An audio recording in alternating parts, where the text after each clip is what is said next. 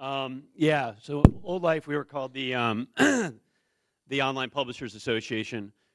We are the only association that's exclusively focused on content companies. So all of our members are content companies, so importantly, our association doesn't include ad tech companies, distributors, et cetera, pure content companies. What's important to understand when you think about these brands is every one of them has a direct and trusted relationship with consumers and advertisers. So every brand in our membership is a known household brand, and marketers and consumers do business with them and know that they are. Also, we look at the entire revenue mix, which is important to this discussion, but it's good to understand that across our membership, about 85% of their revenue comes from advertising. 85% comes from advertising.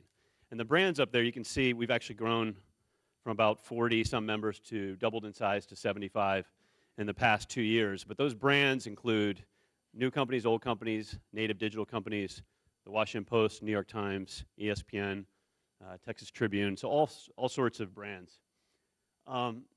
Skipping forward,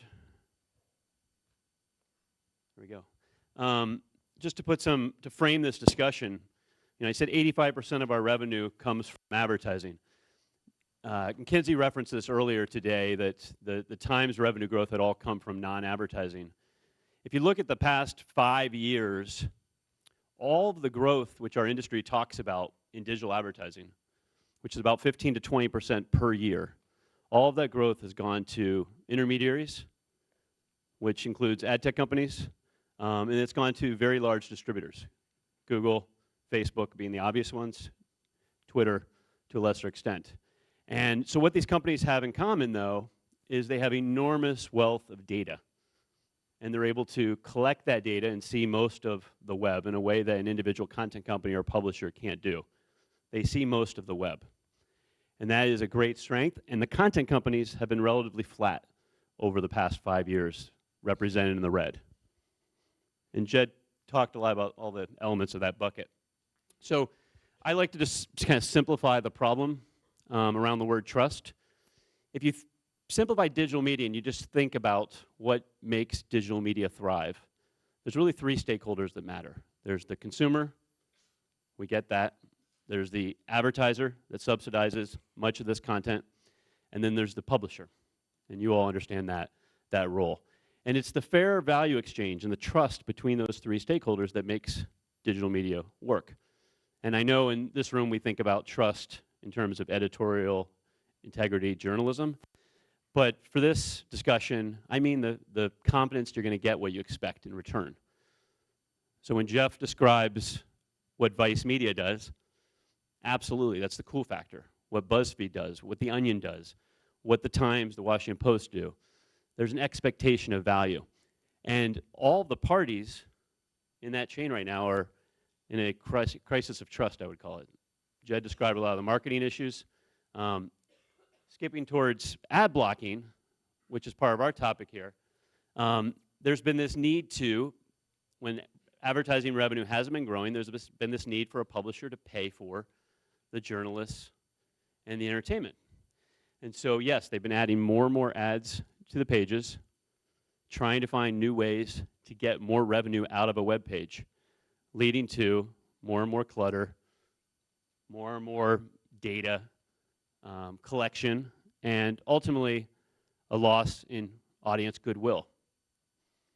Audience goodwill and trust being the most important asset of any brand and publisher.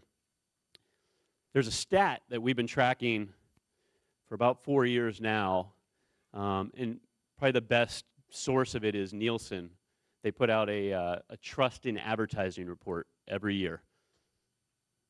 And digital advertising, going on 4 years, is always at the very, very bottom of the least trusted form of advertising.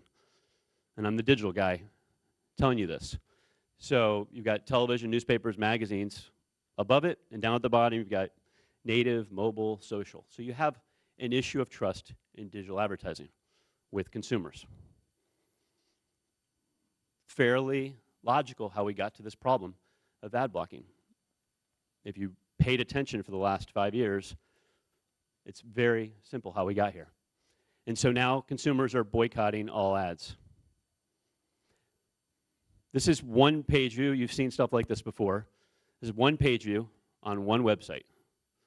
Over 400 third-party calls, tags, interactions with companies that the consumer had no desire to interact with when they visited this page, which is the Washington Times website, just to be transparent. A lot of sites are some degree of this.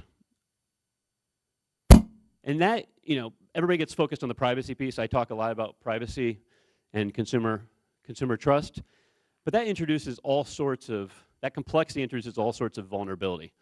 It introduces issues of fraud, it introduces issue of measurement, and it gums up the page. It creates, if you take any site that looks like that behind the scenes, typically the front of the site looks pretty terrible too. So take that all into consideration. The research we've been doing a lot of it at DCN, the consumer research in particular shows a worrying trend of ad blocking adoption. We're at about 15% of the US audience now, and the data says it's going to continue to grow. It's not growing geometrically, it's not really hockey sticking, but it's growing linearly and consistently. And the idea that you're actually going to turn that around while the technology behind our wonderful open internet is getting more complicated, I think could be a lot of hope.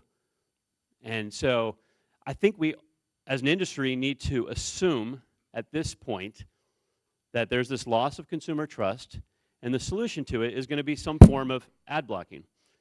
And that solution won't be ad blocking as we know it now, and it certainly won't be AdBlock Plus, which is the most popular version of it, which has all sorts of questionable business practices behind it. But there's going to be something that's going to protect the consumer experience and why they're installing ad blocking. It's going to actually take care of the privacy issue, the security issue, and the performance issue. And AMP might be that solution that Google's offered, but it might be something built into the browser. But expect that that's going to continue to, there's going to be more and more adoption, and you're going to have to evolve to solve for it.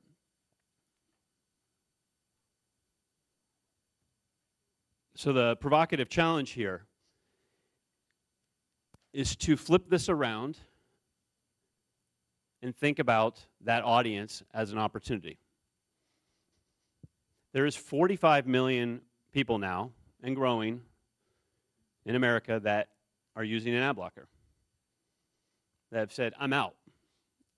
They're of no value right now to advertisers or publishers. But they're probably the most important demographic. They're all young millennials. They really understand the digital medium. They are the future.